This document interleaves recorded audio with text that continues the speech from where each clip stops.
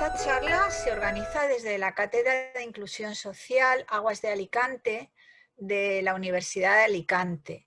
La cátedra comenzó su andadura en 2017. Sus objetivos siempre han sido favorecer la inclusión desde diferentes ámbitos de las personas con discapacidad y además viene colaborando desde hace tiempo en una de sus ámbitos ha sido la inserción laboral de personas con discapacidad intelectual. En este contexto, en el contacto con el alumnado que ha formado parte de estos grupos, nos hemos encontrado en sus historias de vida, en sus trayectorias vitales, que las dificultades que se han ido encontrando no siempre han ido directamente relacionadas con la discapacidad intelectual, sino con otra serie de dificultades vinculadas al ámbito familiar, a lo mejor por un exceso de sobreprotección, al ámbito educativo porque no han recibido la orientación adecuada, a la falta de un corpus asociativo que pudiera llegar a todas estas personas. De ahí que hayamos denominado a esta charla una nueva mirada para la inserción laboral de jóvenes con discapacidad intelectual e itinerarios de transición, ¿vale? No queremos hacer un catálogo de recursos, sino que desde diferentes ámbitos los ponentes nos comenten cuál ha sido su experiencia en la aplicación de diferentes medidas, de diferentes recursos, cuáles han sido más facilitadores y cuáles, por el contrario, han encontrado más escollos. Agradecer a todos los participantes, todas las personas que participáis, tanto como asistentes como ponentes en esta charla, que nuestra intención era que hubiera sido un encuentro presencial, pero las circunstancias nos han obligado a hacerlo de manera virtual. Soy consciente de que estamos ya muy cansados, la experiencia de la no presencialidad ha sido dura para todos, pero bueno, creo que tenemos que dar todavía un pequeño empujón en esta línea, así es que muchas gracias a todos y a todas. En el programa van a participar 4 personas, como os decía, de diferentes contextos: Antonio García Teruel, Fernando Javier Fernández López, Juan Milla y Carmen Carretón. La intención es que podamos ver esta panorámica de la inserción laboral de jóvenes con discapacidad intelectual desde diferentes ámbitos, como os decía anteriormente. En primer lugar, le voy a dar la palabra a Antonio García Teruel. Antonio ha sido maestro, pedagogo, ha sido orientador durante más de 30 años en institutos de secundaria y además desde su juventud ha participado en actividades de integración social y laboral, ha impartido también cursos de formación para profesionales en este sentido y en concreto el encargo que él tiene es que nos hable de esa necesidad de un cambio actitudinal necesario para la inserción laboral inclusiva. Antonio, tienes la palabra. Buenas tardes. Muchas gracias, Ana, por la presentación.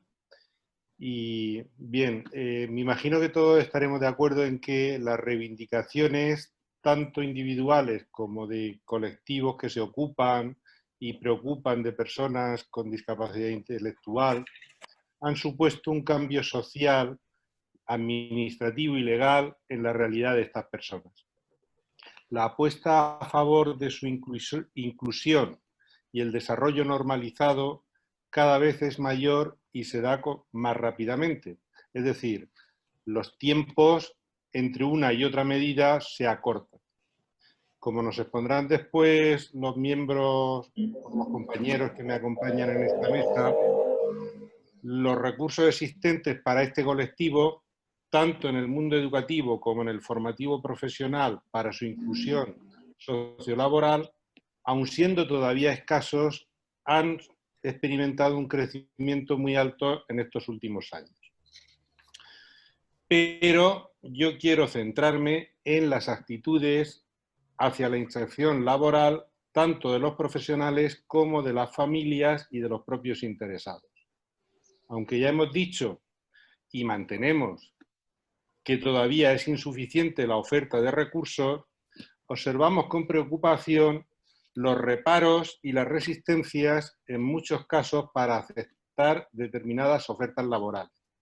Sorprende que todavía se den situaciones en las que resulta difícil cubrir puestos de trabajo pensados para este tipo de personas.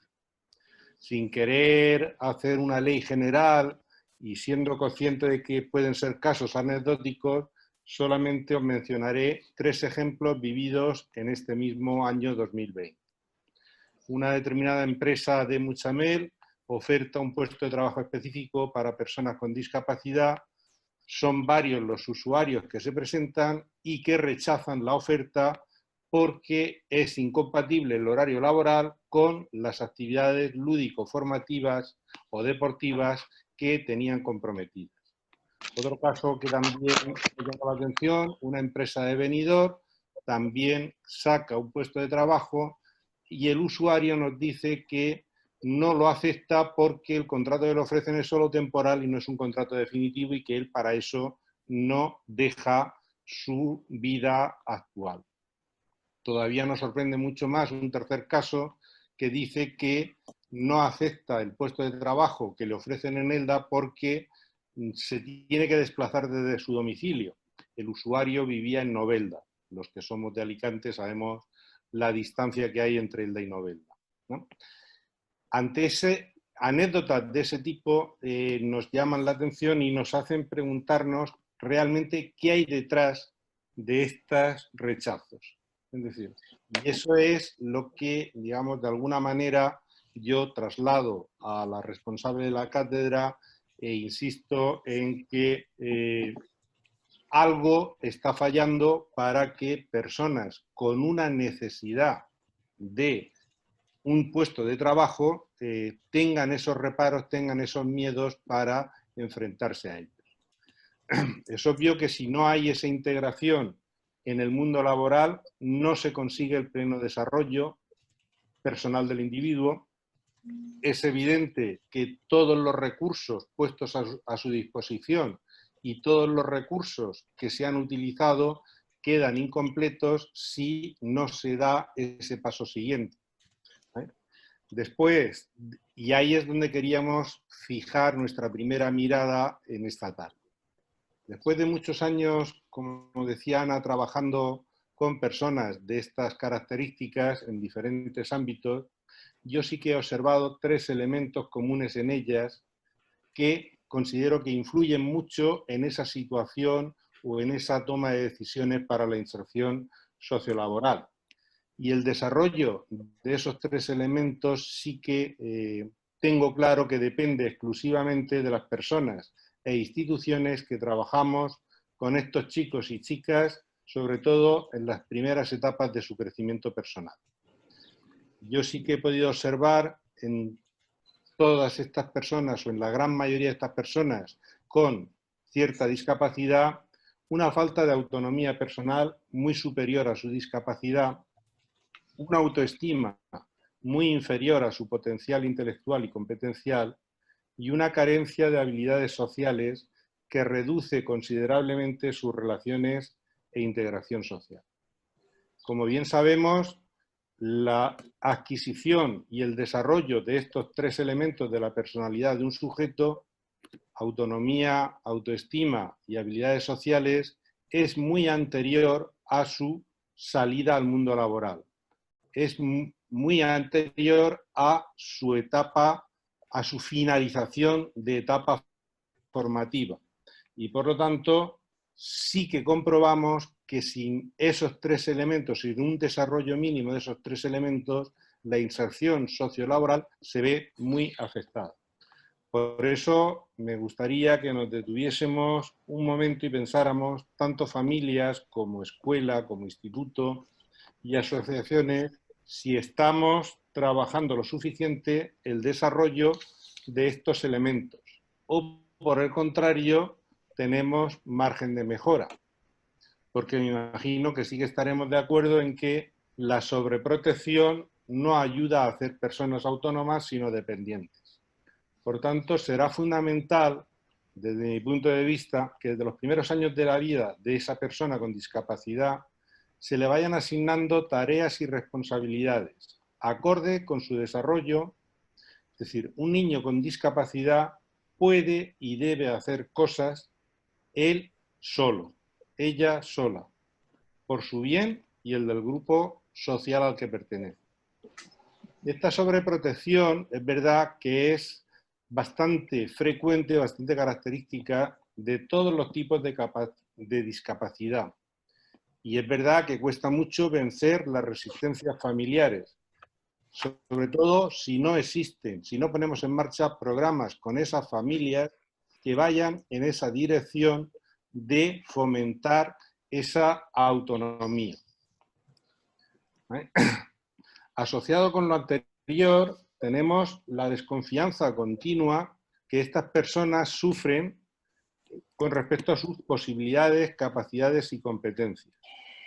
Esto va a incidir negativamente en el desarrollo de esa autoestima, sobre todo si además no se va acompañando de refuerzos positivos todos aquellos logros, por pequeños que sean, que vaya consiguiendo esta persona, de manera que se sienta orgullosa y satisfecha con lo que es capaz de hacer por sí sola.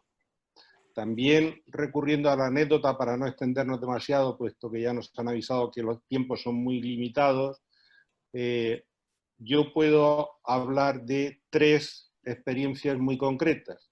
Una con niños de síndrome Down, 2 niños síndrome Down, en 2 ambientes completamente diferentes. Uno, conseguimos convencer a la familia desde el primer momento de fomentar la autonomía y la independencia. Hoy es una persona autónoma e independiente. En el otro caso, no conseguimos superar o que la familia superase esos miedos y esa sobreprotección. Hoy es una persona dependiente institucional. Lo mismo podríamos decir de otro caso de discapacidad intelectual. Nos costó muchos años conseguir convencer a la familia de que su hijo podía hacer cosas solas, cosas como ir a comprar algunos productos para casa, cosas como participar en escuelas deportivas.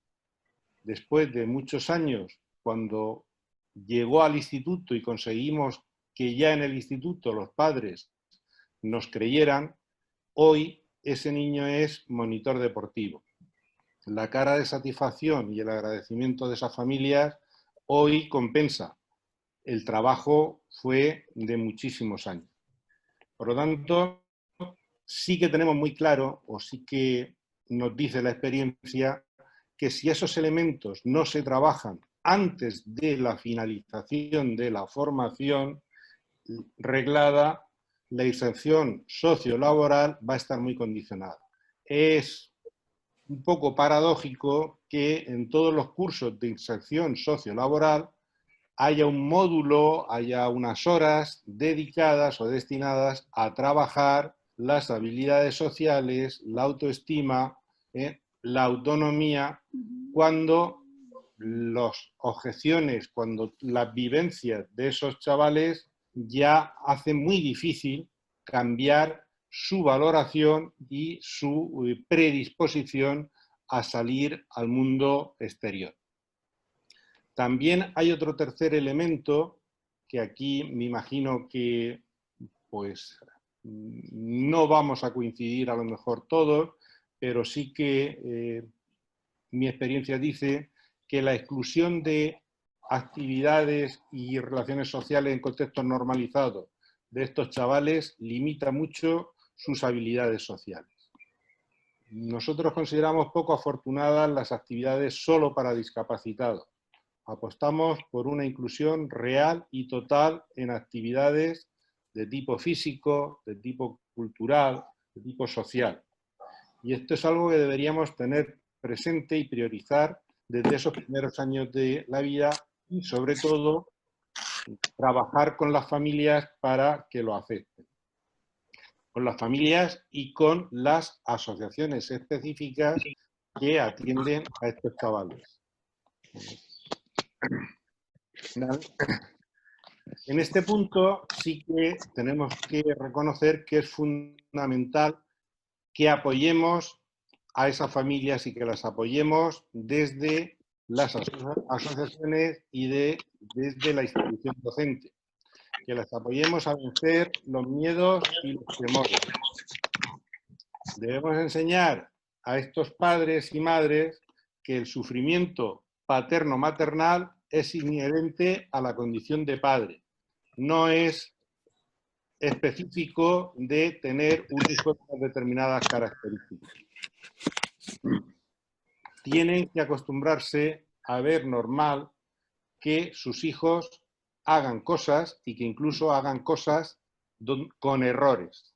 Todos nos equivocamos, debería ser el mensaje, pero la vida continúa. Y si no es así, lo tendremos complicado. Como ya voy, según el reloj y según las señas que me hace Ana, voy mal de tiempo, después podemos profundizar si hay posibilidad de un debate, pero para terminar, sí que quería dejar unas 2 o 3 reflexiones personales para finalizar. Mi objetivo fundamental de esta actividad es suscitar la reflexión de si podemos y debemos hacer otras cosas antes de la finalización del periodo formativo obligatorio para facilitar la inserción sociolaboral de estos chicos y chicas. Es decir, pretendemos que esta actividad sea esa piedrecita que cae en las tranquilas aguas de nuestra conciencia y que, sin ser un tsunami, produce una agitación y un movimiento en ese tranquilo lago.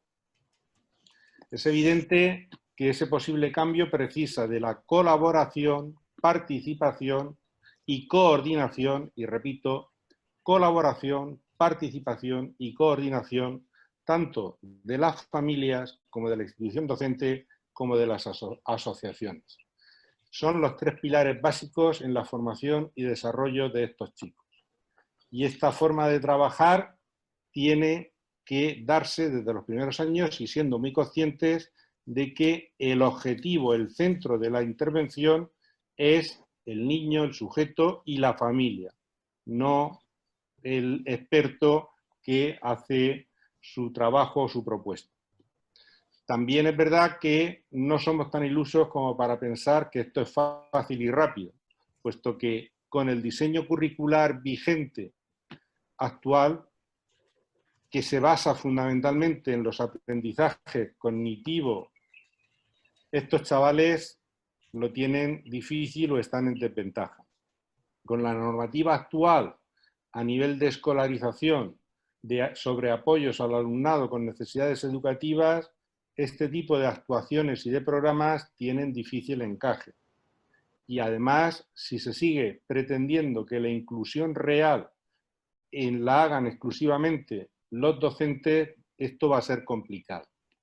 Entre otras cosas, necesitaríamos ampliar las plantillas de los centros con otros profesionales, flexibilizar más los currículum para este tipo de alumnado, revisar las funciones de los departamentos de orientación, adaptándolas a esta realidad y desarrollar ya, de una vez, el decreto por el que se crearon estos mismos.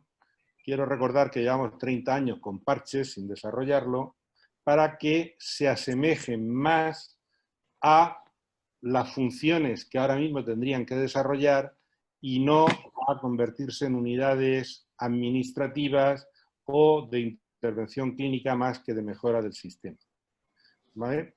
Y con esto yo doy por finalizada esta primera parte y paso la palabra a Fernando Javier. Fernando Javier, inspector de educación, actualmente de la Consejería de Educación en la Delegación de Alicante y sobre todo una persona muy vinculada al mundo de la docencia y sobre todo al mundo de la justicia y la igualdad social. Fernando, tienes tu tiempo. Gracias. Gracias, Antonio. No sé si me estáis escuchando. ¿Me escucháis? Sí, sí, sí. Muy bien. Bueno, en primer lugar, agradecerte, Ana, una vez más que la cátedra de inclusión social, pues que habéis contado conmigo para este evento, que me parece un gesto de compromiso con las personas vulnerables y encantado de participar con vosotros. Saludo a todos y gracias por vuestra participación. Mi intervención va a ir orientada, os voy a compartir una presentación. Ah, pues mira, está inhabilitado, me podéis habilitar, está inhabilitado para compartir. Ya la tienes, Fernando. Ah, vale.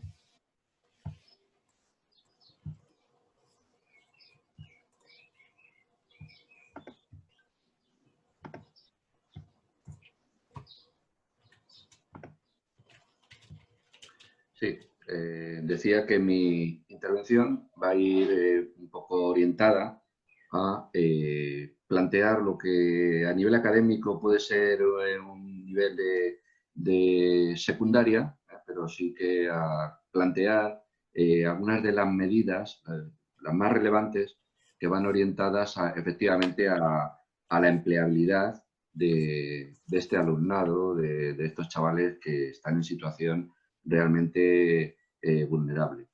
Efectivamente no tendría que ser en la secundaria. Yo creo que una de las cosas que ha planteado Antonio es la dificultad de ese sentido genérico por la inclusión que tenemos que tener en todos los momentos del sistema educativo. Yo diría que lo que hace falta es un planteamiento sociocomunitario. Ahora estamos haciendo ahí en el CEFIRE de Alicante un seminario, yo creo que bastante interesante, sobre alteraciones graves de conducta, y es un ámbito que aquí es algo tangencial, pero que es muy interesante el concepto de un planteamiento sociocomunitario, ese planteamiento donde las personas vulnerables tienen activos educativos, activos de formación en todos los agentes que están en el entorno educativo, que es bastante interesante.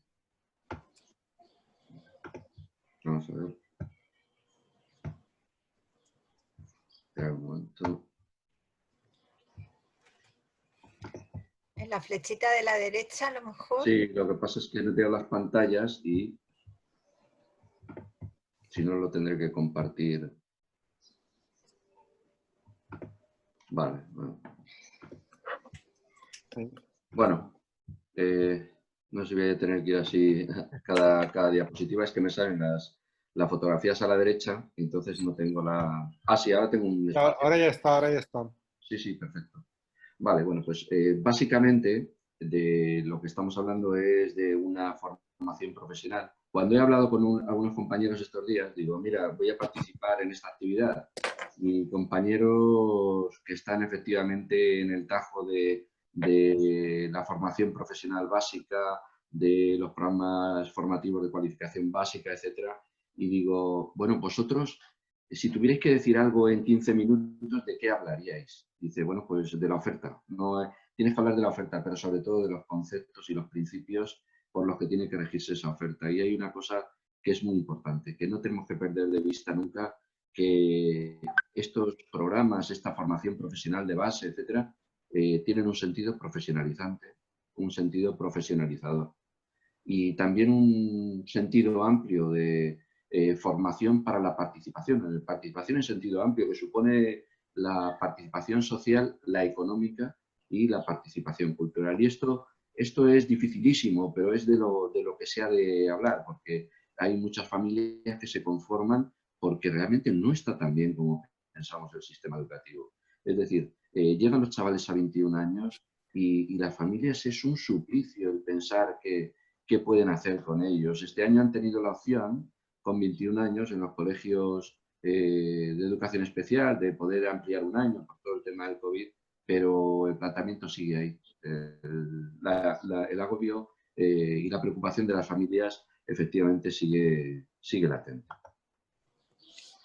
La normativa de referencia, que no me voy a extender por cuestiones obvias, por el poco tiempo del que disponemos, pero a partir de la LOMCE, que modifica la LOE en 2013, hay un planteamiento de que la formación profesional básica entre a formar parte del planteamiento de la formación profesional inicial junto a los ciclo formativo de grado medio y de grado superior, y a partir de ahí hay un Real Decreto y una orden para desarrollar los programas de formación profesional básica, los ciclos, y en las disposiciones adicionales, tanto del Real Decreto del Ministerio del Gobierno como en el Decreto del Gobierno Autónomo, hay unas adicionales que introducen el planteamiento de los programas formativos de cualificación básica. Hay una orden del 16 donde se plantean las bases para poder participar en la oferta para entidades, para los institutos, colegios de educación especial, otras entidades sin ánimo de lucro, ayuntamientos, etcétera,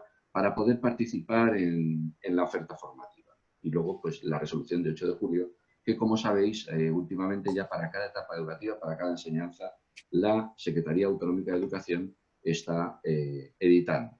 Y muy importante, últimamente, las dos normas más relevantes del Plan Valenciano para la cohesión y la inclusión social en el ámbito educativo, que serían el decreto y la orden por el que se trabaja, por normas por las que se trabaja la inclusión y la equidad en el sistema educativo. Importante que tanto para los programas formativos de cualificación básica como para la formación profesional básica de segunda oportunidad hacen falta el informe sociopsicopedagógico, y que son dos alternativas donde pueden participar estos chavales con necesidades educativas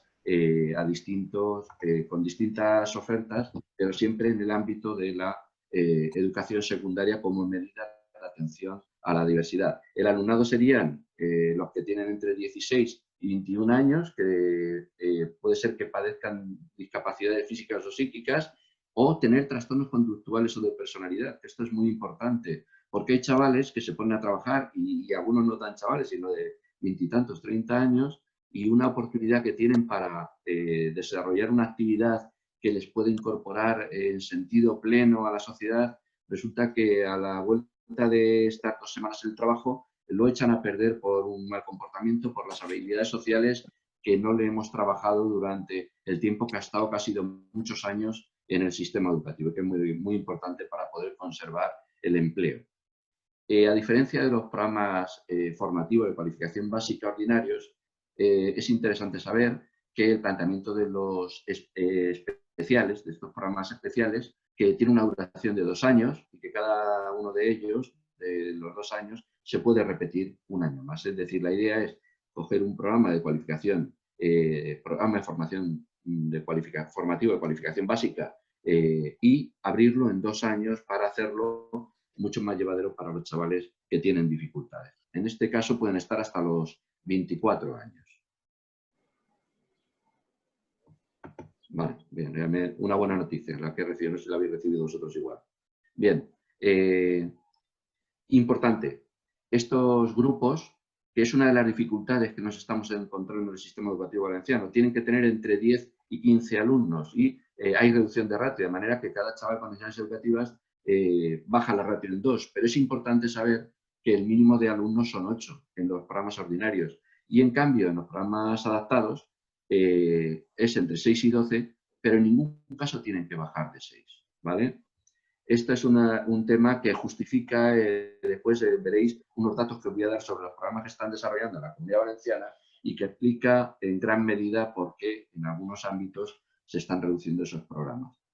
Los programas estos tienen 3 ámbitos y como la presentación va a estar a vuestra disposición, no me voy a detener mucho aquí, pero sí que tienen 3 ámbitos de actuación, los módulos profesionales específicos que están vinculados a unidades de competencia de una cualificación profesional de nivel 1 del Catálogo Nacional del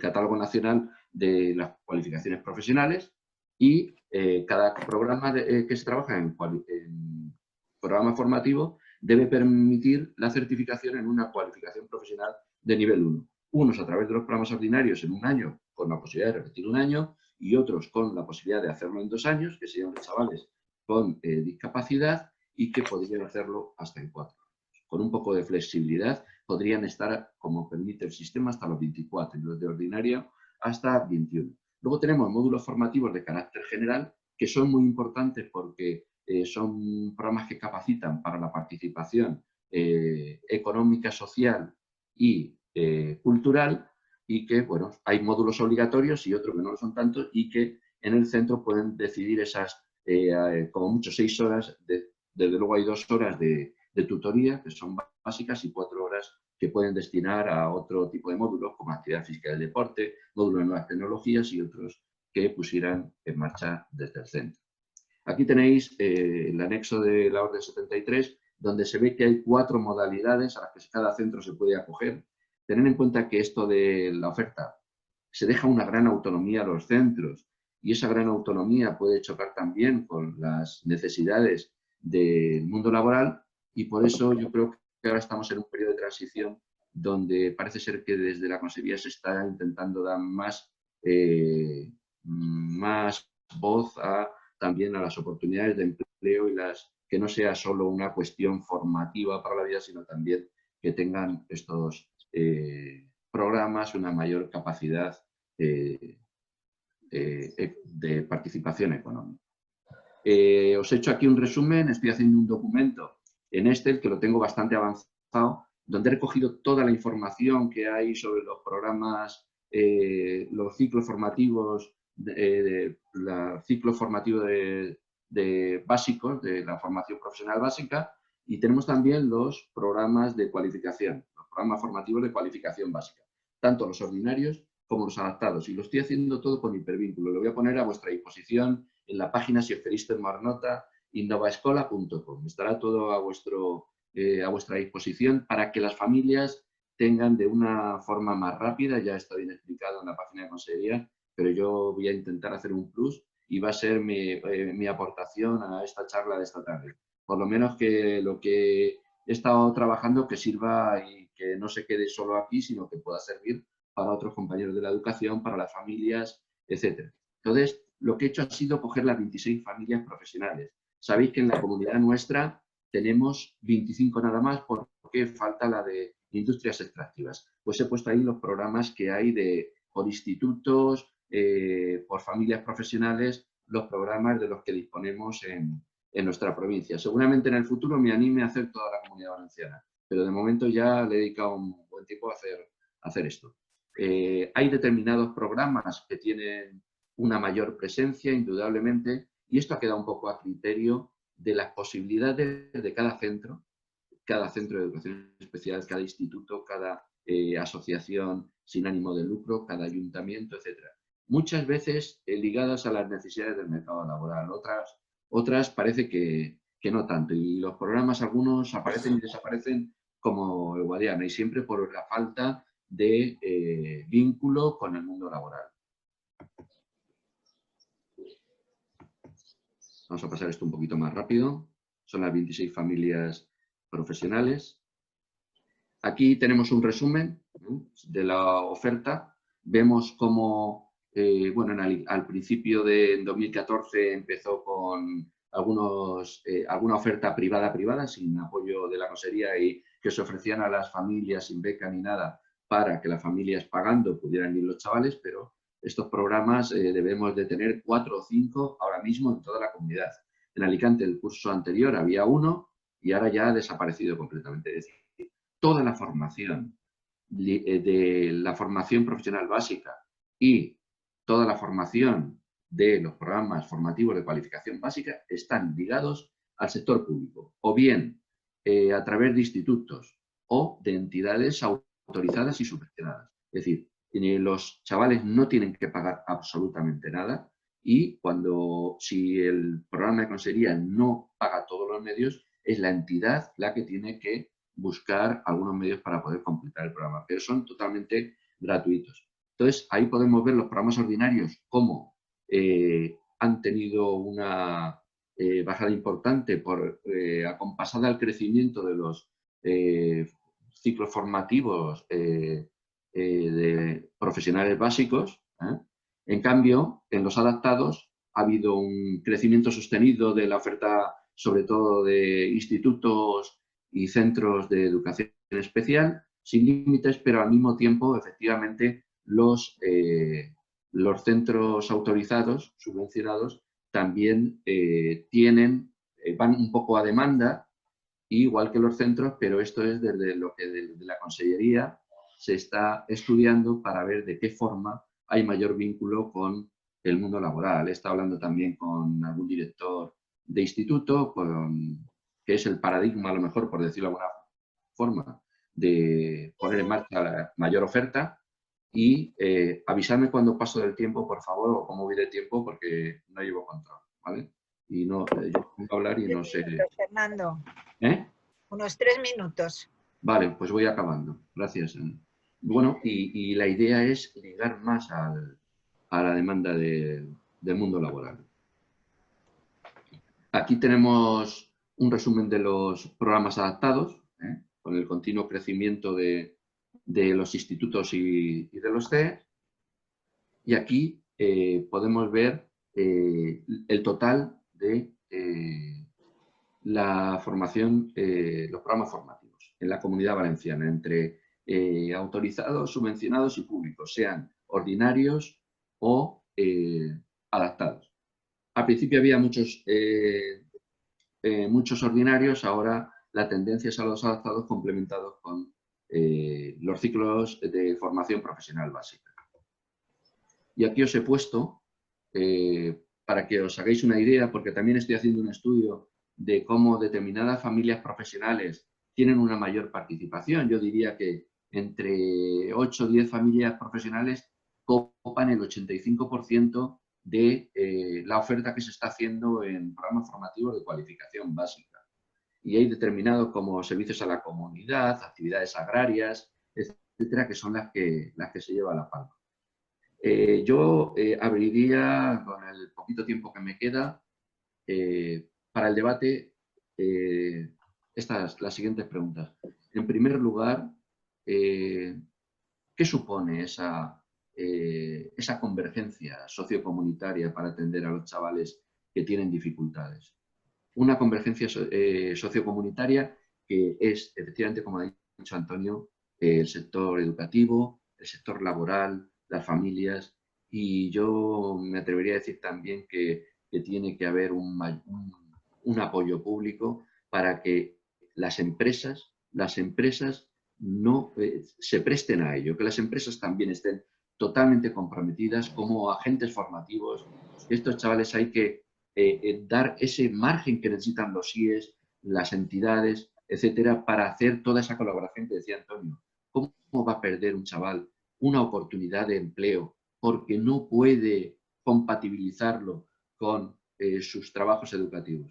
¿Por qué no flexibilizamos el sector educativo? ¿Por qué no flexibilizamos el currículum de manera que efectivamente, y más ahora con la enseñanza semipresencial, etcétera, y ayudamos a las empresas para que ellas también sean flexibles? Porque estamos trabajando por las familias, por los chavales con mayor vulnerabilidad. Y las consecuencias a futuro son muy fuertes. Yo al principio he abierto la reflexión sobre los chavales que además están, muchos de ellos acogidos a estos programas, chavales que tienen problemas, alteraciones graves de conducta. Solo por poner un ejemplo. El gran aporte que tiene que hacer la sociedad en el futuro por no tratar los problemas a tiempo. Lo dejo un poco ahí, pero luego también, efectivamente, hay un debate de fondo. ¿Dónde tienen que estar los programas de cualificación básica adaptada? ¿En los centros de educación especial o en los IES? ¿Están preparados los IES? Pero no solo si están preparados de recursos, que el precio es similar. Estamos preparando a los IES para que estos chavales puedan hacer su trabajo, su formación profesional básica, pueden hacer sus tareas profesionales y de trabajo de competencias básicas y al mismo tiempo participar en igualdad de condiciones del resto de alumnos de un instituto y convivir con los demás, sentirse integrados social y culturalmente en un instituto y en cualquier ámbito de desarrollo. Esa es un poco la pregunta que quería.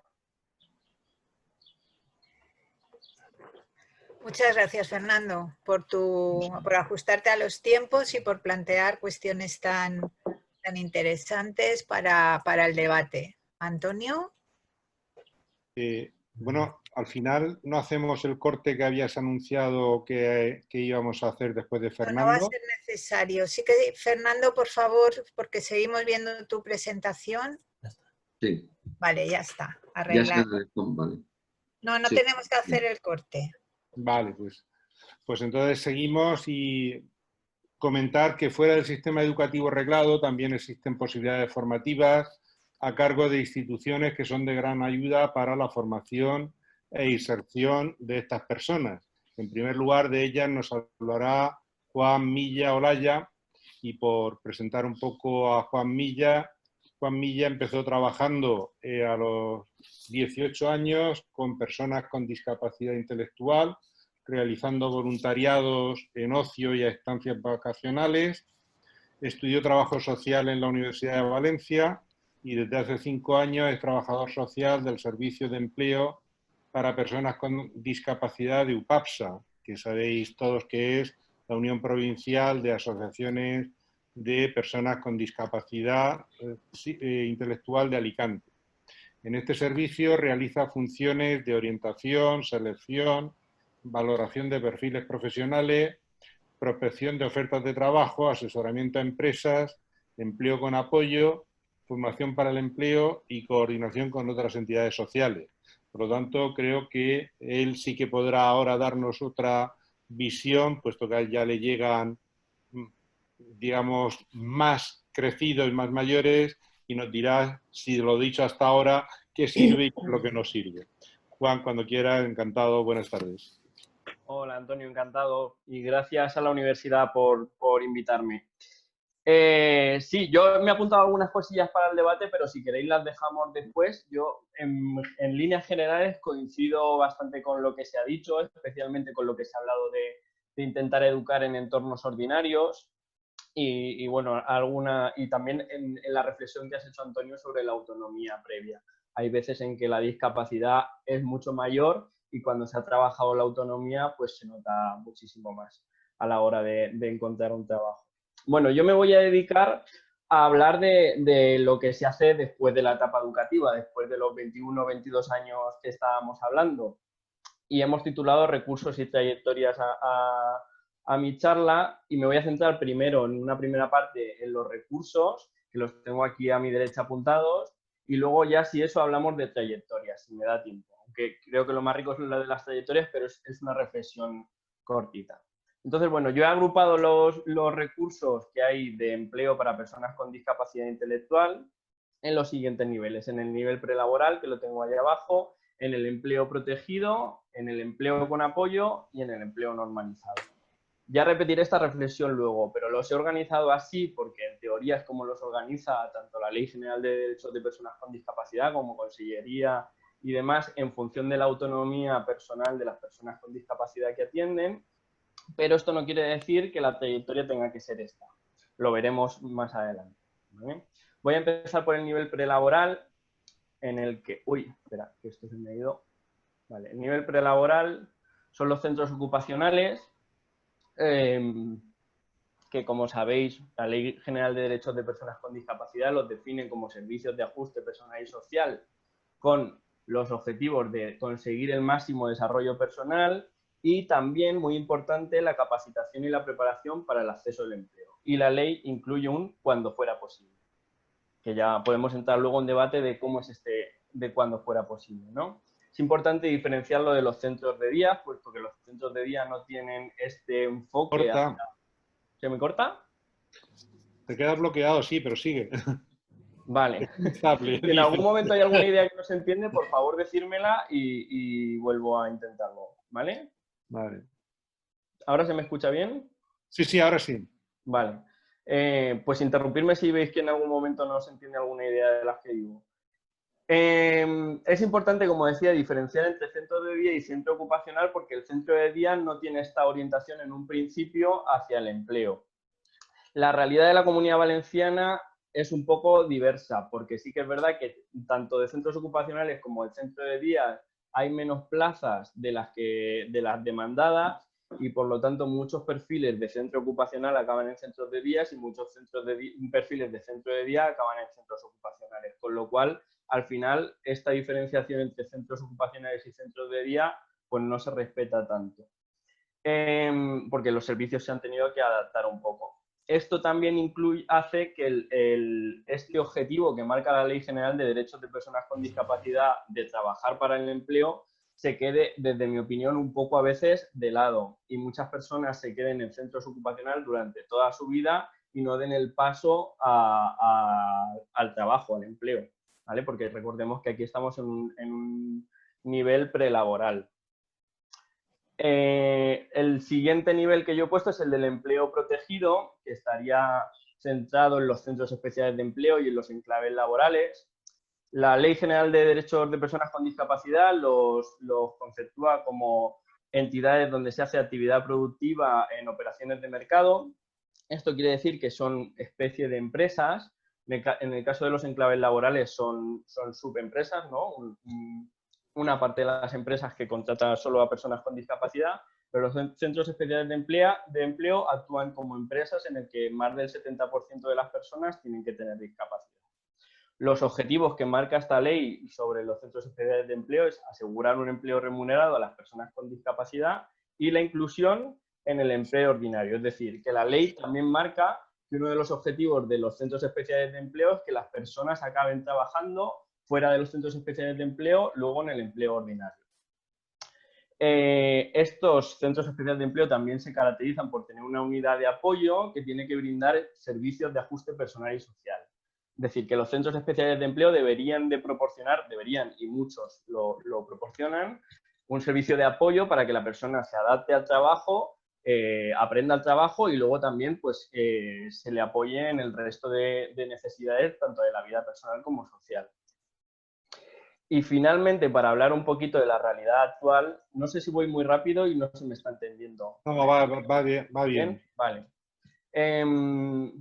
Yo considero también que en los centros especiales de empleo se ha generado una especie de cuello de botella también, porque pues también al tener que competir en el mercado laboral, los centros especiales de empleo pues también muchas veces retienen el talento para poder competir mejor y no acaban de dar el paso a las empresas ordinarias. Además, también es importante mencionar que a nivel español y también en la Comunidad Valenciana tenemos la distinción entre centros especiales de empleo con ánimo de lucro, les llamo yo, aunque no es la denominación oficial, y aquellos de iniciativa social, que son los que tienen la etiqueta. Y las realidades son muy distintas. No es lo mismo que APSA, por ejemplo, o Anilia hagan un centro especial de empleo, que son entidades cuyo fin es el desarrollo de las personas con discapacidad intelectual, a que lo haga la FOR, y por tanto todas las personas que la FOR contrate con personas con discapacidad las meta en un centro especial de empleo, con subvenciones públicas y demás. Esto además se traduce en que los servicios de ajuste personal y social pues no son los mismos. O sea, en los centros especiales de empleo de iniciativa social hay mucho más énfasis en el apoyo y en el ajuste personal y social que el que hay luego en la realidad, desde lo que yo observo que podemos entrar a debatir en el resto de centros especiales de empleo. Y ya finalmente, bueno, o casi finalmente, voy a hablar del empleo con apoyo, que es, yo creo, el más novedoso, pero del que más tendríamos que hablar. También está conceptuado en la Ley General. Según esta ley, son acciones de orientación y acompañamiento individualizado en el puesto de trabajo en empresas ordinarias. Pero el empleo con apoyo, además de ser un recurso, también es una metodología de trabajo y también es incluso una filosofía de trabajo con personas con discapacidad. Además, esta filosofía pues viene a cuestionar un poco lo que veníamos haciendo hasta ahora, tanto con las personas con discapacidad como en el entrenamiento de personas con problemas sociales para acceder al trabajo. Entonces, uno de los enfoques principales es el Place Then Train. Hasta ahora veníamos intentando entrenar a las personas con discapacidad y hasta que no estuvieran completamente preparadas para trabajar, no tenían contacto con el mundo empresarial o no empezaban a trabajar, y la realidad es que las personas sin discapacidad, cuando entramos a trabajar, tampoco sabemos hacer exactamente ese trabajo. Todas las personas en un trabajo tenemos un periodo de adaptación a ese trabajo Quizá en el caso de algunas personas con discapacidad intelectual este periodo puede ser más largo, pero eso no quiere decir que la persona ya tenga que estar enseñada conforme llegue al trabajo. Entonces, este enfoque lo que propone es lo siguiente, lo que propone es que la persona se haga una casación primero de la discapacidad con las funciones que va a desempeñar, y si la discapacidad no impide el desarrollo de esas funciones, que se entrene en el puesto. Una vez que ya se ha contratado, pues que se haga ese proceso de entrenamiento, que a lo mejor, insisto, es un poco más largo, y que luego este proceso de entrenamiento pues pase a un seguimiento más gradual. Como en este enfoque, desde este enfoque, lo que apreciamos desde UPAPSA, por ejemplo, que trabajamos trabajamos el empleo con apoyo, es que en los entornos ordinarios, es decir, en empresas ordinarias, que es donde se hace el empleo con apoyo, las personas desarrollan competencias desconocidas, he puesto ahí, en entornos protegidos. Es decir, que cuando una persona tú la mandas a una empresa ordinaria, de repente empieza a desarrollar habilidades que incluso a nosotros, que hemos podido hacer un curso para personas con discapacidad centrado, pues de repente nos damos cuenta de que esa persona nos está sorprendiendo y está desarrollando capacidades que no habíamos diagnosticado, ¿no? desde nuestro entorno protegido. Entonces yo creo que este es uno de los factores positivos que tiene el empleo con apoyo. Luego, por otro lado, el empleo con apoyo está muy centrado en la inclusión social y en la calidad de vida. Lo que pretende el empleo con apoyo es que una vez que la persona ha conseguido el empleo, este empleo impacte positivamente en la calidad de vida de la persona, y por tanto, pues eso, tiene un enfoque centrado en la calidad de vida, y los apoyos no se restringen únicamente a estar con la persona en el centro de trabajo, sino que si se detectan otra serie de necesidades para la vida social de la persona, pues también se intenta o intervenir o derivar o cualquier cosa por el estilo. Y finalmente, pues para hablar de la realidad actual, aquí en la Comunidad Valenciana, bueno, a nivel estatal hay una ley, lo que pasa es que no es demasiado útil por cómo se planteó, pero a nivel de la Comunidad Valenciana es verdad que tenemos una orden de subvenciones que nos permite realizar a las entidades empleo con apoyo, pero es verdad que si la comparamos con el resto de recursos que he comentado, el dinero que se destina al empleo con apoyo es mucho menos, pero muchísimo menos. Pero, sin embargo, según mi opinión, yo creo que se generan mucho más beneficios y que está bastante, bueno, según mi opinión y según algunos estudios, que esos recursos se están aprovechando bastante bien. Finalmente, y no me quiero meter en el terreno de Carmen de las empresas, pues también hay que hablar de empleo normalizado. Es decir, hay veces que las personas con discapacidad intelectual o con cualquier otra discapacidad, desde el primer día pueden trabajar y hacer el trabajo como cualquier otra persona sin necesidad de ningún apoyo. Depende. Hay momentos en los que sí que es así. Entonces, sí que quería mencionar algunos incentivos que tienen las empresas para contratar a personas con discapacidad. El primero es una obligación legal que tienen las empresas de más de 50 trabajadores. Por cada 50 trabajadores, uno de esos trabajadores o trabajadoras tiene que tener discapacidad. Además, las empresas tienen derecho a acceder a bonificaciones y a rebajarse las cuotas de la seguridad social. E incluso también anualmente la Consellería saca subvenciones para ayudar a las empresas que contratan a personas con discapacidad, y además son bastante cuantiosas. En el caso de la discapacidad intelectual y de la enfermedad mental o de la discapacidad psicosocial, estas bonificaciones y estas subvenciones son más grandes. No sé cómo voy de tiempo. ¿Me da tiempo a hablar de las trayectorias, Ana? Sí, 5 minutos tienes para... Vale, sí, pues yo creo que es suficiente. Vale, bueno, pues como he dicho al principio, parecería que la trayectoria normal es pasar por todos estos niveles, pero la realidad es que esto es bastante cuestionable. Sí que es verdad que el sistema está planteado así para ir desarrollando autonomía poco a poco, pero en realidad pues esto depende de la autonomía desarrollada por la persona. Es decir, puede ser que una persona acabe su vida educativa y ya tenga una autonomía suficiente como para entrar, por ejemplo, en un centro especial de empleo. O puede ser que la persona esté en un centro ocupacional y pase directamente a hacer empleo con apoyo. De hecho, en UPAPSA tenemos un programa. UPAPSA, como sabéis, es una federación de asociaciones, y muchas de las asociaciones de la provincia tienen centros ocupacionales. Tenemos un programa, como decía, que se llama Destino Empleo, que trata de incentivar que los centros ocupacionales manden a gente a la empresa ordinaria, ¿no? Y esto lo hacemos mediante la metodología de empleo con apoyo. consideramos que es muy importante que el empleo con apoyo es una herramienta para trabajar esos cuellos de botella de los que he estado hablando, tanto en el empleo protegido como en los centros ocupacionales, y para que la gente con discapacidad intelectual acceda al mercado laboral ordinario, que para nosotros, si es importante para la educación, pues también es importante para la vida en general que las personas estén trabajando en entornos ordinarios. Me decías antes, por ejemplo, Antonio, el tema de trabajar las habilidades sociales y demás en entornos, pues yo creo que aquí es el sitio perfecto para hacerlo. Nosotros, por ejemplo, ofertas para personas con discapacidad, sí que es verdad que tenemos algunos casos en los que las personas rechazan por miedos y por reparos, pero creo que eso se puede trabajar de manera transversal.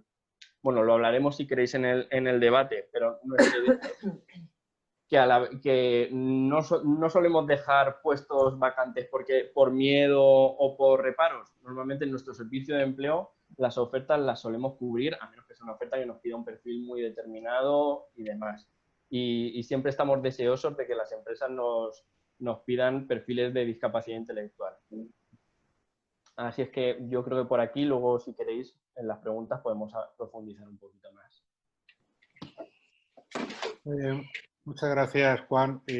Y por último, para terminar, hemos empezado diciendo que el proceso de inserción sociolaboral decía que se debe iniciar en las primeras etapas con la formación de determinadas actitudes y características personales, y Fernando apuntaba la necesaria implicación y colaboración del mundo empresarial para que se dé esa verdadera inserción sociolaboral cuando estas personas salen de los centros formativos.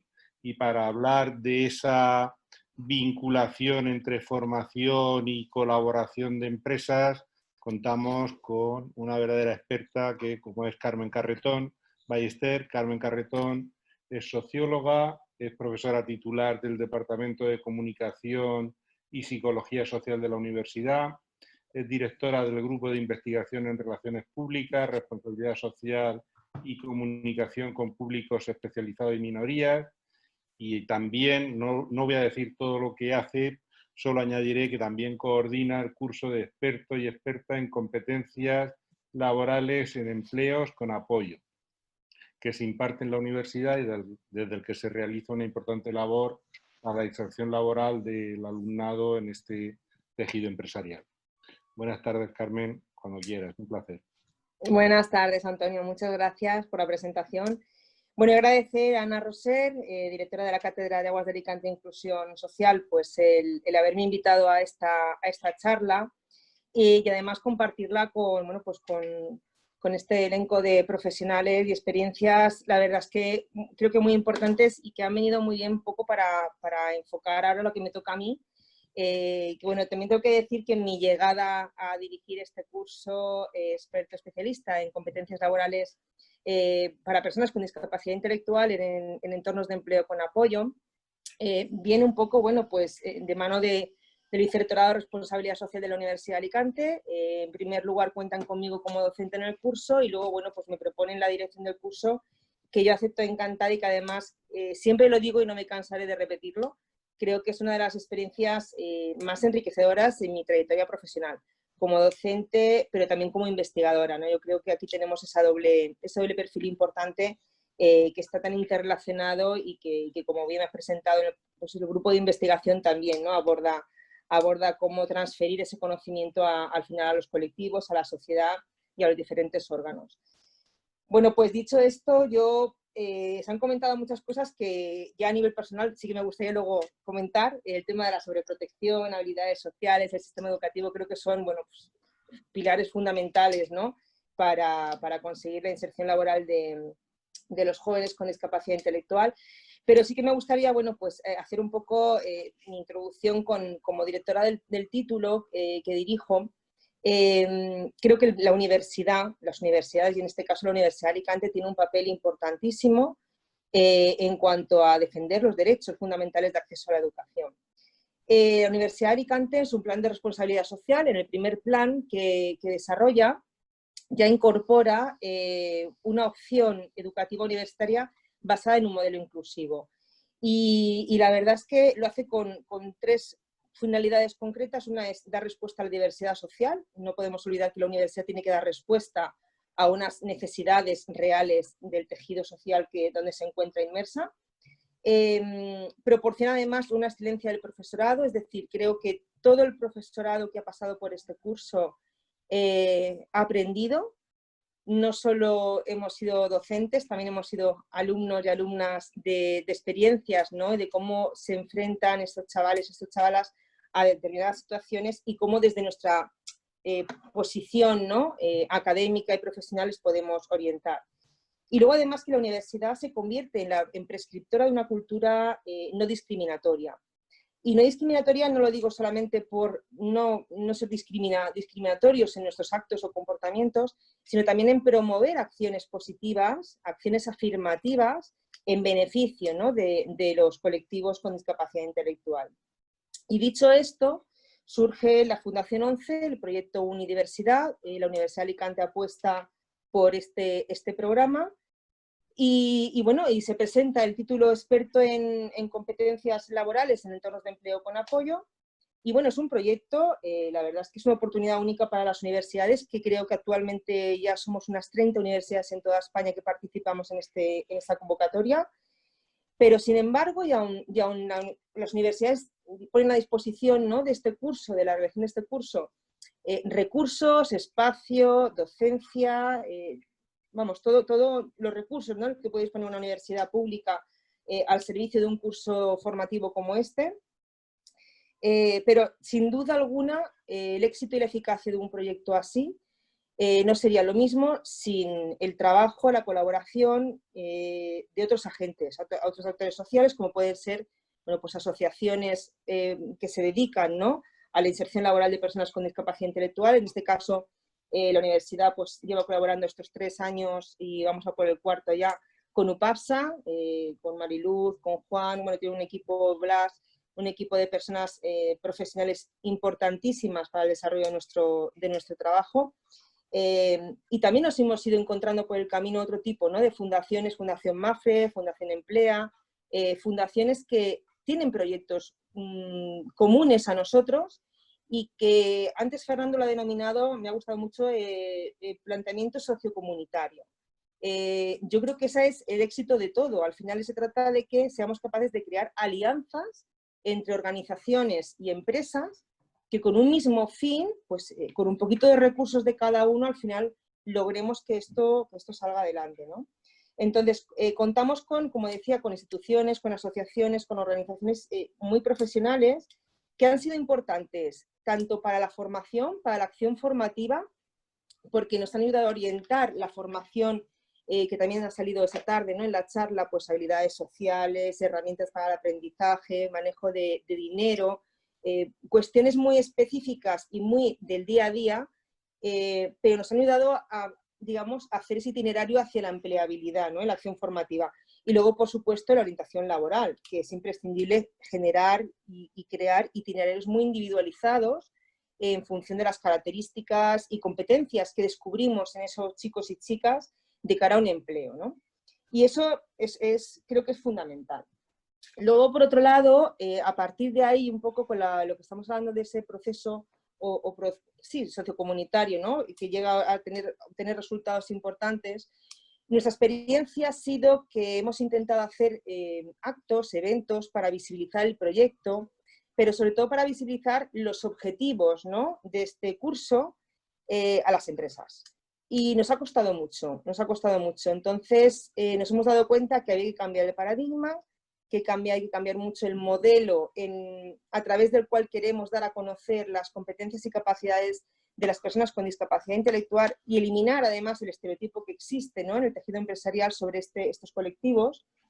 Y bueno, y surge el proyecto Responsabilidad 4.0, que surge además en ese marco de impulsar políticas activas que garantizan y promueven la igualdad de oportunidades, en este caso para las personas con discapacidad intelectual.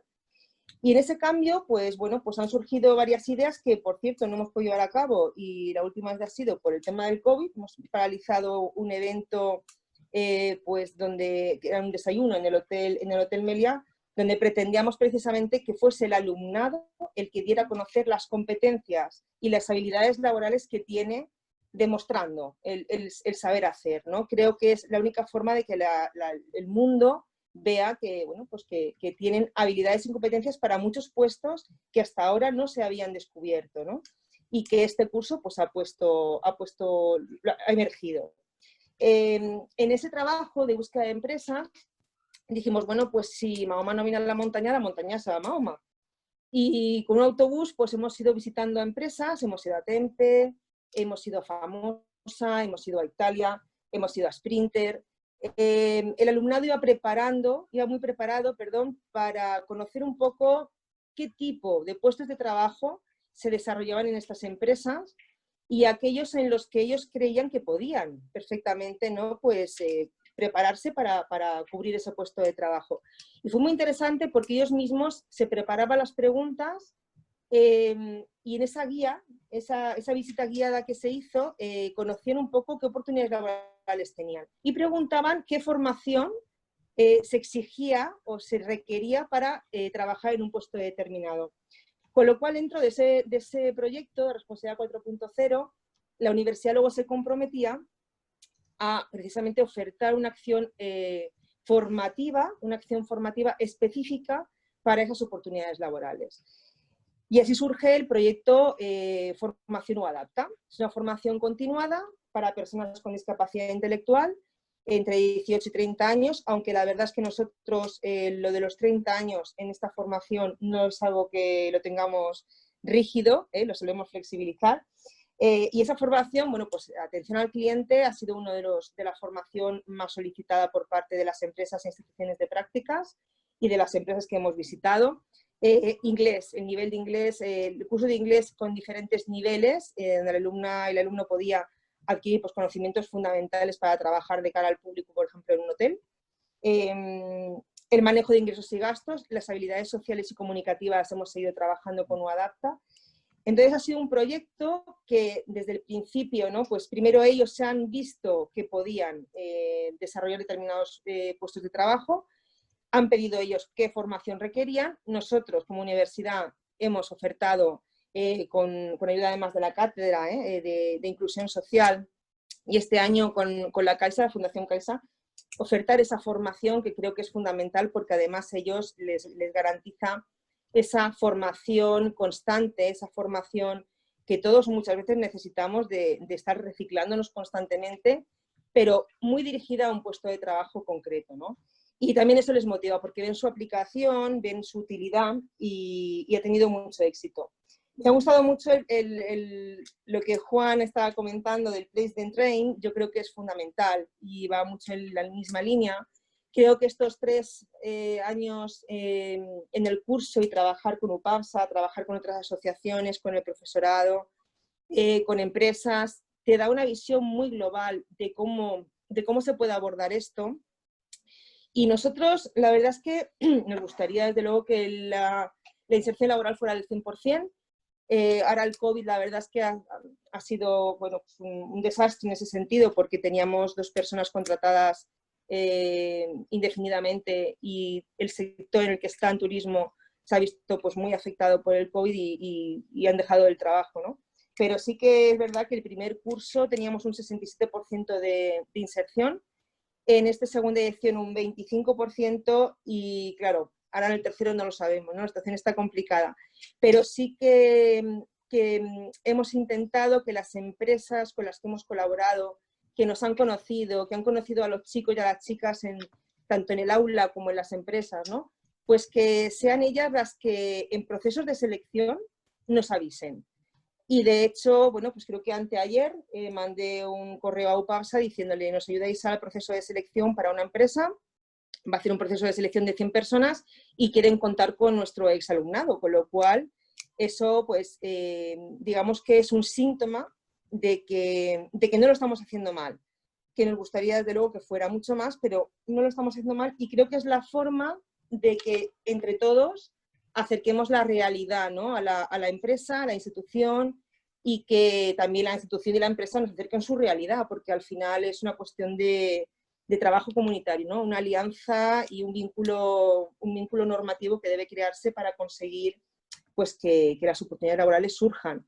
Nosotros este año descubrimos oportunidades laborales que en principio no pensábamos que existían, y ha sido un hallazgo porque, bueno, al final ese estereotipo lo vamos eliminando, sobre todo por parte de las empresas, de las instituciones, del tejido empresarial, pero también ellos mismos. El alumnado se da cuenta de que tiene capacidades que no conocía, y esa seguridad que se le da en el trabajo, en la universidad, por ejemplo, en las asignaturas, luego ellos también la ponen en común, ¿no? En las empresas, la dan a conocer, y eso pues les va formando personal y profesionalmente. Así que un poco esa es nuestra experiencia, que ya digo que me gustaría que fuera más rodada. Ahora con la situación que tenemos va a ser complicado, pero ahí seguimos, y ahora os comento que el proceso de selección que ha empezado ahora, pues puede que tengamos ahí un índice de colocación importante. Y eso, un poco esa es mi experiencia. Yo creo que ahora, si queréis, debatimos, comentamos todo lo que se ha dicho, no sean así que pensabas que pudiera aportar algo más, no sé, os preguntamos y respondemos. Muy bien, pues muchas gracias, Carmen. Como hay preguntas, voy a ir comentándolas, y si os parece, al final hacemos una síntesis entre todos de cuáles han sido las ideas que se han plasmado en la charla. Yo me he apuntado por aquí algunas ideas, me parece que ha sido todo muy, muy enriquecedor. Agradeceros a los 4 ponentes vuestra participación. Creo que habéis aportado, era el objetivo, ¿no? Plantear la situación desde diferentes ámbitos, desde diferentes puntos de vista, y que la charla sirviera para tener una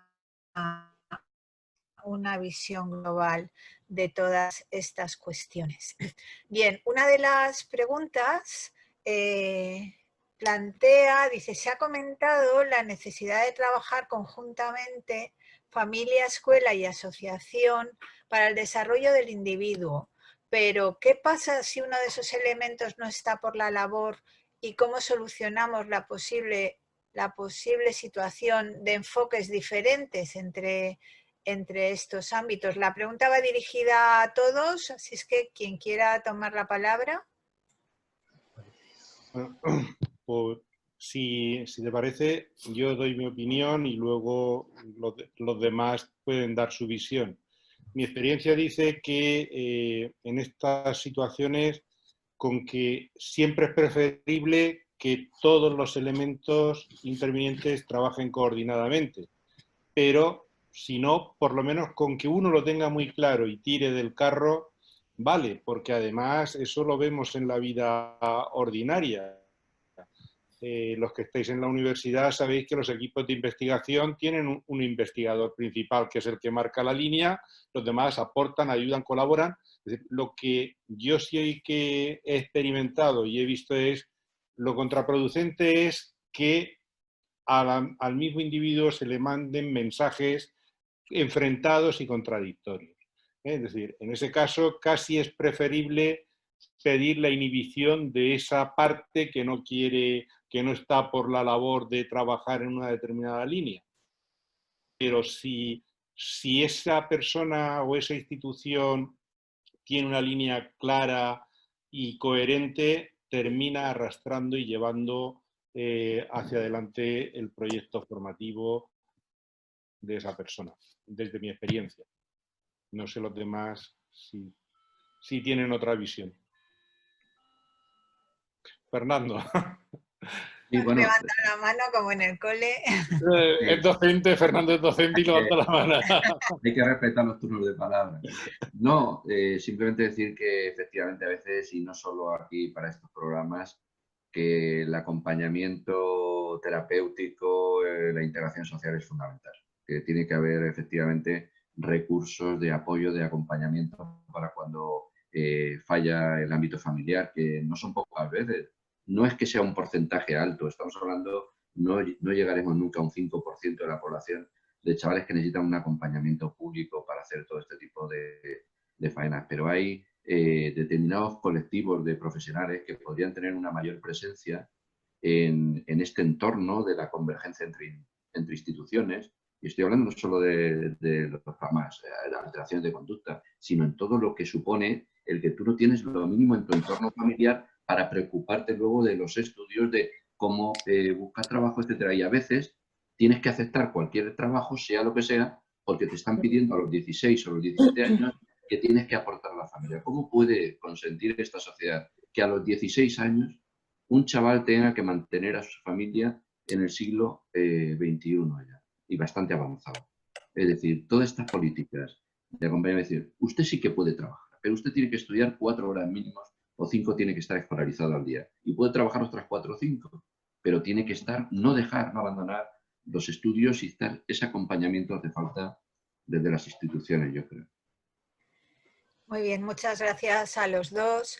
Hay una pregunta de... Carmen quería hablar. Carmen también Sí, ha levantado la mano. he levantado la mano ahí, no sé si se me ve la manita azul. Bueno, sí, yo creo que claro, la experiencia de Fernando y de Antonio está clara, ¿no? Ya como yo me pongo en el otro lado ahora, ¿no? Yo creo que también falla el sistema, es decir, no fallan las familias solo, que también hay casos, lógicamente. Creo que el problema está en que no existe un plan conjunto, un plan estratégico para abordar el desarrollo de cara a la empleabilidad de este colectivo. Y creo que en primaria se adaptan curricularmente determinadas asignaturas, luego puede existir adaptación curricular significativa, pero luego llega a la ESO y ya es un poco cajón desastre, ¿no? Y ya sabemos que esos chavales y chavalas pues no van a terminar la educación secundaria obligatoria, ¿no? Y lo sabemos, pero ahí están. Es decir, no se trabaja con antelación un escenario posible.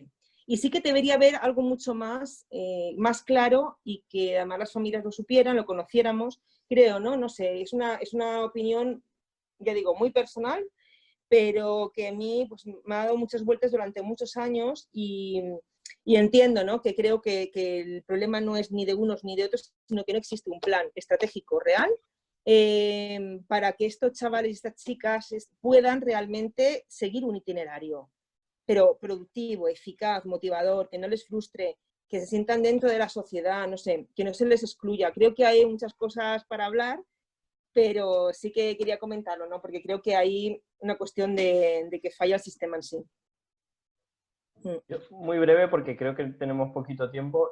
La verdad es que mi visión Sí, es Juan. ya desde el servicio de empleo, cuando la persona es adulta y demás, pero es verdad que las familias en muchos casos también a veces son obstáculos. En la mayoría de veces son apoyos, pero en algunos casos son obstáculos. Sin ir más lejos, hace poco estaba a punto de contratar una empresa a una persona con discapacidad y fue el mismo padre el que fue a hablar con la empresa para tirar atrás la inserción. Y yo había hecho mis deberes de primero hablar con la familia y me había dicho que sí, pero sin embargo luego pasó esto. Yo creo que sí que es fundamental que la persona con discapacidad, que es la protagonista, esté convencida, pero bueno, yo creo que lo que nos pasa a veces es que las familias se pueden poner de frente por un diagnóstico bajo de habilidades, ¿no? Por temor a que la persona no rinda o no lo haga bien. Y yo creo que voy a romper también una lanza en favor de las familias. Creo que tanto las personas con discapacidad como las familias, como, ojo, los profesionales y las profesionales, diagnosticamos por debajo las capacidades. Luego, como he dicho, en los entornos ordinarios luego las personas desarrollan habilidades de las que no somos conscientes. Entonces yo creo que es importante, una medida que a lo mejor puede ser importante es que la orientación laboral también se haga. Yo, por ejemplo, intento coordinarme con los gabinetes psicopedagógicos de determinados centros para que la orientación laboral se haga también en coordinación con un servicio de empleo con apoyo, como puede ser, por ejemplo, el nuestro, que la familia recurra a un servicio de empleo para que se deje orientar sobre lo que puede o no puede hacer su hijo, porque muchas veces pensamos que la empresa es un lugar súper hostil y que es imposible, y no, y a veces con cierto acompañamiento la persona se puede adaptar perfectamente al entorno laboral. Muy bien. Paso, si os parece, a la siguiente pregunta. Es para Fernando. Inés pregunta si todas las personas con discapacidad intelectual serían susceptibles de formar parte de los programas que se han comentado o si hay limitaciones en función del grado de discapacidad y otros factores. Creo que le has contestado tú por el chat, Fernando, pero para que quede recogido para el resto de asistentes y de oyentes. Sí. Bueno, aprovecho para contestarle a Carmen, ahora que me has dado prime time. Simplemente una transaccional, estoy totalmente de acuerdo contigo. Es muy importante la autocrítica de cada uno de los agentes que intervienen. Y hay un planteamiento para mí el más bonito de la LOE, que dice, para que esto funcione, tenemos que tener un esfuerzo compartido del profesorado, de las familias, de la propia administración, y ese es el caldo de cultivo para que el alumnado funcione, y todo con mucha autocrítica. Una autocrítica que tiene que venir a veces por parte de los propios profesionales y que no caigamos en la autocomplacencia. Por tanto, no discrepo de tu intervención, me parece fantástico que lo hayas dicho. Contestando a Inés, que creo que ya le he contestado, pero efectivamente para que quede la intervención grabada.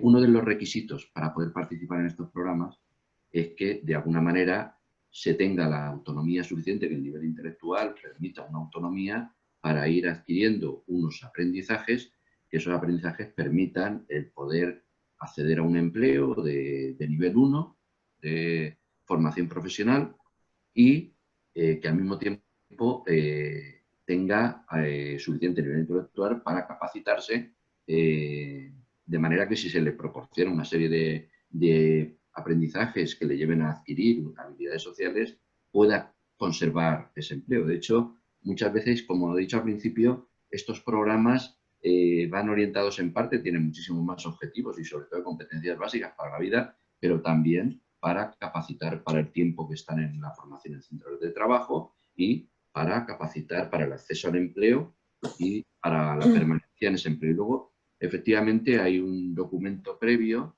que es el informe sociopsicopedagógico, que además se ha convertido en el instrumento para todo el desarrollo de la atención a la diversidad, aunque ya tenía bastante presencia en el sistema educativo, pero que es el informe sociopsicopedagógico y que es preceptivo tanto para los programas formativos de cualificación básica como para la formación profesional básica de segunda oportunidad. Muy bien, muchas gracias, Fernando. Hay una pregunta de Laura para Juan. Pregunta si actualmente los enclaves laborales son una realidad para el empleo en personas con discapacidad. Con discapacidad general, no discapacidad intelectual. ¿No? Pregunta qué es discapacidad general. Bueno, los enclaves laborales pues están ahí. Es decir, no sé muy bien a qué te refieres, Laura, con la pregunta, pero bueno, es otra opción más. A mí sí que me parece que es importante que si la empresa tiene capacidad de contratación de personas con discapacidad, lo podría hacer por contratación ordinaria, que no hay necesidad de centralizar todas las tareas, o sea, de centralizar a todas las personas con discapacidad trabajando juntas para hacer una determinada tarea, que es que seguramente se pueden incluir a personas con discapacidad en determinados puestos que se relacionen con personas sin discapacidad y que trabajen al mismo nivel que otros trabajadores, porque normalmente las empresas suelen tener funciones muy variadas. Son pocas las empresas que tienen tareas tan específicas que no las pueden hacer personas con discapacidad. Y además la discapacidad si hablamos solo de discapacidad intelectual, bueno, pero cuando hablamos de discapacidad general estamos hablando de que hay una diversidad enorme. Entonces yo no me creo que no haya ninguna tarea que no pueda hacer ninguna persona con discapacidad, porque donde una persona no se puede desplazar rápido, quizá hay una tarea que no lo exige, o donde hay una tarea que exige desplazarse rápido, pues hay miles de personas con discapacidad que se pueden desplazar rápido, ¿no? Entonces... Muy bien. Ismael pregunta a Carmen y a Juan si podríais comentar brevemente qué ventajas os trasladan las empresas, más allá de las subvenciones económicas que puedan recibir, que han percibido tras su experiencia de haber incorporado a personas con este tipo de perfiles. ¿Y qué podría hacerse para involucrar a las empresas que todavía no se han iniciado? Juan, comento yo primero si quieres y luego... Sí. Si quieres, ¿sí? A ver, yo creo que la aportación a las empresas, sin duda, es el estereotipo, ¿no? Eliminar el estereotipo que existe o que ellos perciben, ¿no?, sobre las personas con discapacidad intelectual. Y luego creo que la misma experiencia que hemos recibido los docentes, incluso los profesionales, ¿no?, que trabajamos con colectivos con discapacidad intelectual, es que no dejan de sorprenderte. Juan lo ha dicho muy bien, ¿no? Qué competencias descubrimos y qué habilidades descubrimos una vez están ya en el puesto de trabajo, que en ningún momento se ha manifestado, emergido y de repente surge y dices, jolín, ¿no? Qué maravilla. Pues eso también, creo que descubren unas competencias, unas habilidades pues impresionantes, ¿no? Para ejercer un trabajo con efectividad y eficacia, pero además creo que hay un perfil muy común y no sé, y esto hablo sin ser experta en el tema, sino como directora de este curso y por la experiencia de estos 3 años, creo que esas ganas, ¿no?, de trabajar, de ser autónomo, tener un proyecto de vida independiente, de hacer las cosas bien y que se les reconozca y que se sientan útiles, ¿no?, en su trabajo, eso creo que lo exteriorizan tanto en el trabajo que incluso las empresas lo comentan. Es increíble qué bien, cómo lo hace, qué entrega, tiene una motivación por encima ¿no?, de la media. Creo que eso es muy importante a la hora del entorno laboral, ¿no? Y cómo conseguir más empresas, pues yo creo que un poco está en lo que he comentado antes, ¿no? En ir nosotros a dar a conocer las competencias del alumnado, que los conozcan en persona, que vean, ¿no?, cuáles son esas habilidades y competencias y que pueden desarrollar cualquier puesto de trabajo, como decía Juan, hay puestos de trabajo que pueden hacer perfectamente y que a priori a nadie se le ocurre, ¿no? Entonces, bueno, pues insistir mucho en generar esa red de agentes, de actores sociales, de empresas, instituciones, para generar ese conocimiento y concienciar, ¿no?, pues, de que el colectivo con discapacidad intelectual puede desarrollar muchos puestos de trabajo. Yo voy a empezar a lo mejor por el final de la pregunta, por las subvenciones. La realidad es que ninguna empresa contrata por las subvenciones ni por las bonificaciones. Es decir, las bonificaciones son grandes y las subvenciones también, pero las empresas contratan por una razón muy simple, por productividad. Igual contratan a personas con discapacidad que a sin discapacidad. Entonces, las personas con discapacidad aportan desde nuestra metodología la misma productividad que el resto de trabajadores y de trabajadoras. Entonces, ese es uno de los principales retornos que tienen. Luego sí, es verdad que puede aportar diversidad al ambiente de trabajo, que a veces incluso mejora el ambiente de trabajo porque se trabajan valores de manera involuntaria, ¿no? Valores de respeto, de tolerancia y demás. Pero yo creo que lo principal que se lleva a la empresa es productividad. Mariluz desde el chat aportaba esta pregunta que hay, por supuesto, enriquecimiento personal de toda la plantilla de las empresas que reciben a estos jóvenes y trabajadores implicados generalmente, ¿no?, en este proceso de integración, que ha sido algo notable en su experiencia. No tenemos más preguntas. Yo sí que he señalado aquí como unos términos que los he puesto además en mayúscula porque han salido varias veces y me parecían muy importantes. Por un lado, la necesaria flexibilidad desde el entorno educativo. Fernando hablaba de flexibilizar el currículum.